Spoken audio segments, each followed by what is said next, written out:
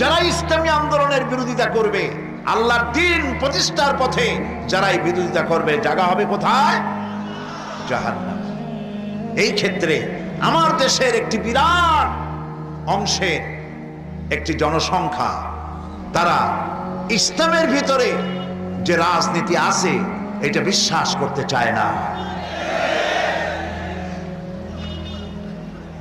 ইসলাম একটি পূর্ণাঙ্গ জীবন বিধান, যারা এটা মানতে চায় না আপনারা জানেন তারা হচ্ছে ধর্মনিরপেক্ষ মতবাদের লোক, সেকুলারিজমের লোক।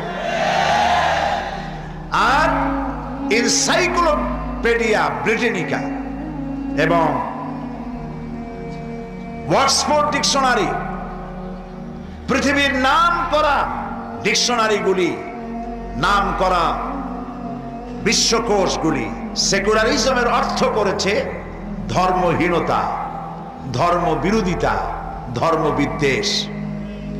সপ্তম সংসদে তদানীন্তন প্রধানমন্ত্রীর সামনেই আমি এই বিষয়টির উপরে আলোচনা করেছিলাম যে ধর্মনিরপেক্ষ মতবাদ একটি কুফরি মতবাদ, এই মতের সাথে মুসলমানদের কোনো সম্পর্ক হতে পারে না।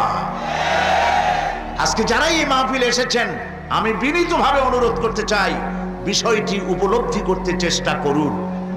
আল্লাহ পাক পৃথিবীতে যা যা দিয়েছেন শয়তান তার উল্টা আরেকটা করেছে।